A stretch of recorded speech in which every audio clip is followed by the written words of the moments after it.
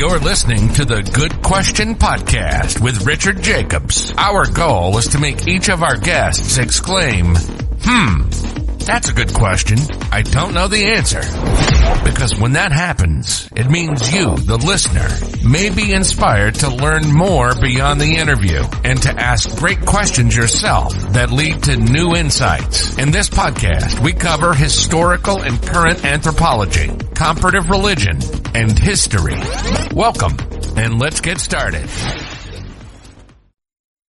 Hello, this is Richard Jacobs with the Good Question Podcast. My guest today is Brian Stahl. He's part of the Republican Party. He's running for election to the U.S. House to represent Texas's 6th Congressional District. So I want to talk to him about all that. His website is stahlfortexas.com, and it's spelled STAHL, stahlfortexas.com. So welcome, Brian. Thanks for coming. Yeah, absolutely. Thank you for having me. I really appreciate this opportunity. No problem. I haven't spoken to many people running for office. Tell me, how did this idea first come to you? Like, what were you doing? What are you doing now? What were you doing before when you first thought about it? Yes, I've been a police officer for the last almost 21 years now. So I've been serving the community. I've worked at a couple of different agencies. I started in Irving, Texas, and then I switched over to Fort Worth, Texas. And so I've served several different communities within the district. And I became a city councilman in the city that I currently live in about a year and a half ago, and became mayor about 3 months ago, and really started looking at a lot of the different people that are representing us within politics, and decided to run for this election because I believe that we deserve more and we deserve better than what we're currently getting. Yeah, I don't know. Do you have an insight into what local and state level politics looks like versus federal? I know you haven't been involved in the federal system, but you at least have insight now, I would guess, into state and local through the city council and the way you're running now. What insights have you gotten so far about the political process on those levels? Yeah, on the city side or the local side, it's really more about focusing on what's important for the actual city itself and the citizens of the city when it comes to infrastructure or growth,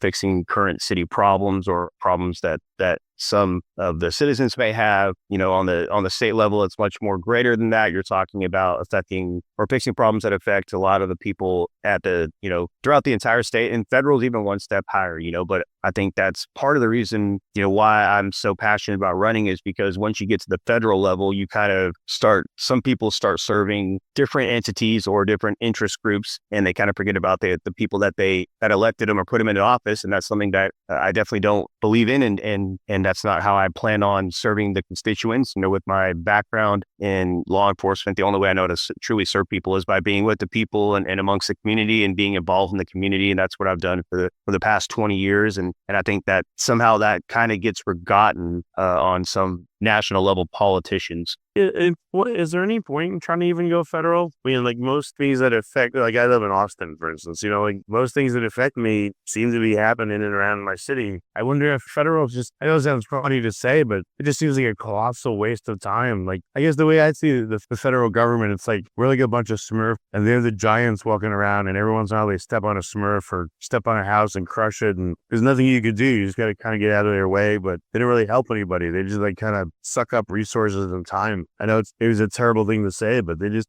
seem useless. Yeah, you're not alone for sure, and that I hear that a lot, and I think that's the biggest reason why I think I hear that in talking to a lot of the voters that I've been talking to and at the events that I go to is because they feel like they're not being heard by their federal representatives. Obviously, when you talk about representing people at the state level or the city level or even the federal level, it's three different entities. However, they need to work together, and I think that's where the biggest disconnect is. When you go to the federal level, you can affect things for your state and your constituents so much more when it comes to funding and providing things for your state and fighting for things for your state and for your constituents, and not just being a typical yes man and somebody who votes yes on every single spending bill and, kind of is self-serving. But if you actually take what the people in your district say and what they need, and then you take it one step further and you go and meet people from around the state, whether it's border security, which is something that I'm very passionate about, or infrastructure or healthcare, and you take that fight to Washington, I think if you have a true understanding of what the constituents want and what they need and what they're desiring, I think then you can make a difference at the federal level if you're doing it for the right reasons. Yeah, how do you know what your constituents want? Like, you've been on city council. I don't know what other positions you've held. I don't quite remember, but like, how do you know that? Do you go out and survey people? Do you do focus groups, or is the knowledge kind of second or third at hand, where your assistants supposedly tell you what's going on, but maybe they have their own agendas? Like, how do you really know? Well, definitely not assistants. That's one thing that I am very, very adamant about. And, you kind of nailed it with the first part of that question right there. You have to be a part of the community. You have to go out and be a part of community events. You have to do Q&As. You have to do live town halls where you invite every single person. It doesn't matter where they're from. And you stand in front of them and you answer the tough questions. And you have, somebody who is making sure that everybody is being heard and notes are taken. And you have to go out and actually talk to people face to face. And that's something that I have understood for a very, very long time. The only way you can truly solve people's problems is by actually going out and listening to them and being a part of the community, understanding what they're talking about. You can't do it digitally. You can't do it through an email blast. You can't do it through a random phone number that you call into and file a complaint with. You have to be a part of the community. You have to understand what the people need. And that's something that I'm extremely passionate about. And that's something that I plan on doing 100% of the time with, as long as I'm in district and not actually doing work in Washington. I plan on being amongst the community, all the different communities within and all the different counties within my district. And that's something that we don't have right now. And people are starting to take notice of that, and they really want that. I mean, so I understand purely digitally, good, but what if you had, I don't know, a website where you had a leaderboard and people, select from whatever issue, or they put their issue in, and you had a running list, like, I don't know, personal security was number one at 22%. And then, school fees were like number two at 17%. Have you ever seen anyone do something like that? Do you think that would be effective to have something public that, again, literally your constituents are telling you, this is what's important to us. And, every month you update and you say what you're doing to address the top ranked issues. I think it's a great idea. And actually, to that, specifically to what you're talking about, I haven't seen anybody do that. I know that there is a certain congressman that is doing something similar to that. Eli Crane out in Arizona. He's doing a great job connecting with his constituents through email. But I think that's that's actually a great idea. However, I will also say this: you can't just rely on that. You have to be able to get out in the community and actually talk to people. But having that information, pouring in at a website to where you can track it and monitor it and have a team to do those things and then answer those questions, depending on what the percentage of the people want answered at any given time. I think that's a great idea, but that should not supplement actually being a part of the community and going to community events and being, tied into everything that's going on that you can within your entire district. Yeah, do you have any memories of going to community events and you being told something that like surprised you? You had no idea it was a concern, or maybe it just reaffirmed your concern? Like, what's an example that told you this is the way to go? I hear it all the time. I hear it at every single event I go to, and we're gaining such momentum with our campaign. We're very excited about the progress that we're making and the amount of people that we're reaching and the amount of conversations that I've been able to have over the past couple of months. But I hear it all the time from concerned people within our district that it's, the lack of connection with their representatives. They feel like they don't have any way to contact them. They don't have any way to voice their concerns. There's no community involvement. You have to call an office 14 times before you even get a call back. So there's a lot of concerns that relating to constituent services that I'm hearing. And it's the number one concern that I hear. The second concern that I hear that people are very, passionate about is the spending, the overspending from the federal government, and there's no checks and balances there. And they don't want somebody that is going to vote yes on every single spending bill. They don't like the fact that a lot of the money that is being sent overseas for the reason that it's being sent, and I think DOJ did a great job at exposing a lot of those programs. And again, that's one of the things that is starting to, wake people up and they're starting to realize that, hey, why are my tax dollars going to fund, program A, B, and C in country A, B, and C. And we have so many needs within our own country and within our own community, within our own state, within our own district that they feel like they're going, unmet. So those are the two biggest things that I hear right now.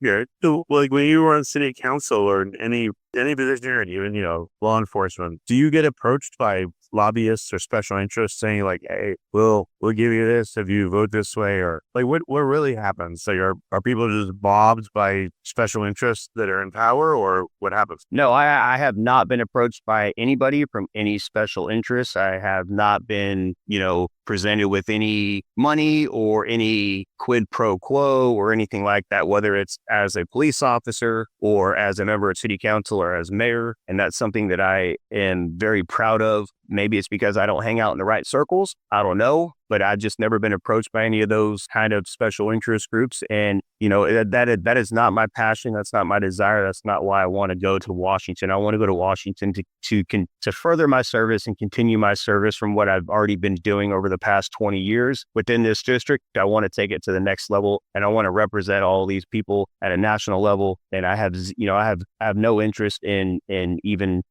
approaching those people or seeking those people out, whoever they may be. But to answer your question, no, I've never, ever been approached by anybody like that. Even when I was deep undercover narcotics, it was never, in working against cartel members and being involved in that whole world. I've never been approached by anybody that's offered me anything like that. Man, maybe I watched the first TV. I don't know. maybe it only happened at the federal level. I have no idea. I would think it happens. Otherwise, it just doesn't make sense the way a lot of politicians vote and how they, 1 month they're about X, 6 months later you're against it. It's like, all right, come on. Somebody got to that person and changed their mind or spiffed them or something. So it must happen, I guess. I mean, luckily it hasn't happened to you, but yeah, it happens. Yeah, I'm not saying it doesn't happen. I'm sure it does. I'm just saying I've never experienced it. In my 20 plus year career in law enforcement and part of city council and as being mayor. And then, as we started this whole campaign back in June, I have had zero contact with anybody. We have a very strong team built behind the campaign. We have over 30 people working on our campaign right now. So I haven't heard anybody mention anything. It's never been presented to me. I haven't approved anything for anything campaign related that has anything to do with special interests. The opportunity, as far as I know, has never been presented. And I believe that wholeheartedly. And so, yeah, I don't doubt that it happens. I'm sure it does, especially for people that are career politicians, which is something I'm very much against. But, for somebody who is in my position, I guess it's just not something that is really, relevant. Okay. Yeah, no worries. Do you have access, or have you had access in the past to like John Cornyn or Ted Cruz or, the governor or any of those people, like for mentorship or just to ask what it's like at those levels? I have met the governor before. I have met Senator Cornyn a couple of times. I've met Senator Cruz, and nothing like really personal or something that we haven't sat down and me and the senators or the governor haven't sat down by ourselves and broke bread or had dinner together us privately. But I have met them and been in positions to have short discussions with them. It wasn't long enough for me to really kind of pick their brains on anything, but it was enough to have a pretty meaningful conversation, and I really appreciate those opportunities. But it's I'm not somebody that has access to them 24/7, or can even make a few phone calls and get access to them.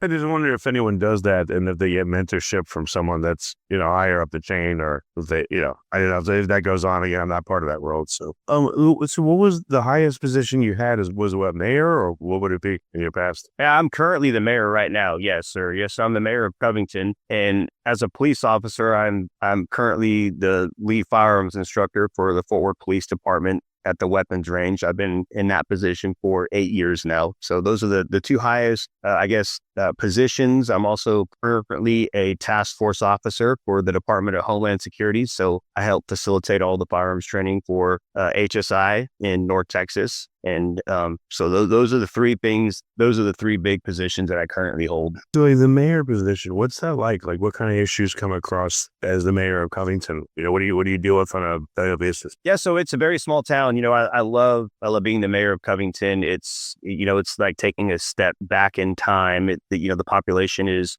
about 300, a little over 300, but it's growing. It's not a paid position. There's no money involved at all. It's all a volunteer position. We have the city employees that I manage. And some of the biggest things that we're dealing with right now is the growth that's going to come over the next 3 to 5 years. The city council has approved several hundred houses to be built within the city limits, which is going to, probably 5x or 6x our current population, which is great. We deal with problems that every big city deals with, even though we're a small city. We deal with infrastructure problems, and we deal with water problems, and having to figure out different issues that every city has, whether it's that or, like right now we're talking about water meters and replacing water meters and the cost of that, and how it's going to help with the growth of the city itself. So, it's things that are on a slightly smaller scale than larger cities, but we're very growth oriented right now, and we're looking forward to the future. I guess it'd be really good training, for this new position that you're going for. Sounds like it. Yes. Yeah, absolutely. That's one of the things that as a police officer, it's very rare to get involved in politics as a police officer. And then a lot of, the vast majority of all the police officers that I know nationwide, they kind of ask me like, what are you doing? But, me getting into politics a year and a half ago and serving as a city councilman, I really fell in love with that side of service. And then it just continued to grow and blossom. And then I became mayor, and I love serving the community in that way. And I also loved serving the community wearing a badge. And then I started looking at the different, elected officials that we have. And like I said, I believe that we could do a heck of a lot more and a heck of a lot better than what we're currently getting. Great. And for your campaign, what's the main website? What's the main way for people to find out more and to, evaluate you and everything? Yeah, you said it. So www.stahl4texas.com. We're on Facebook, and it's Stahl for Congress. We're also on Instagram. It's Stahl for Congress, and we're on X, and it's Stahl_TX_6. Okay. And if you win the position, literally, physically, what area represents the 6th district? So it's all in Navarro County. It's all of Ellis County, Texas. It's about a third of Johnson County, about 20% of Tarrant County, and about 20% of Dallas County. So for the listeners, it goes all of, Corsicana north, all the way up through Burleson and Cleburne, up into, it touches Fort Worth, into Arlington, Grand Prairie, Irving, and into Dallas. Oh, wow. Okay. And what's the next level up for all the districts? Who do they all report to? What do you mean? Who do they report to? Like each district, do they report to like the state senators, or like what's the next level? Yeah, no. So this is, since it's a United States congressional district, it's part of the House of Representatives. So the Texas obviously has their own representative districts, and Texas has their own senators, but this is something that is different. This is a national level race. It's not a state level race. Oh, sorry about the confusion. Okay, so you'll be in the House of Representatives if this works out. Yes, sir. That's great. Okay, well, very good. Well, thanks for taking the time. I know you got to head out. You got some other events to do. So yeah, thanks for taking the time, and it's stahlfortexas.com. Yeah, great. Thank you very much. I really appreciate this. If you like this podcast, please click the link in the description to subscribe and review us on iTunes. Thank you for listening to the Good Question Podcast. Please email support@thegoodquestionpodcast.com if you have any referrals to great guests for us to interview. Visit thegoodquestionpodcast.com to hear more interviews. And please help us spread the word by rating and reviewing us on Apple Podcasts, iTunes, Spotify, YouTube, or wherever you listen to this podcast.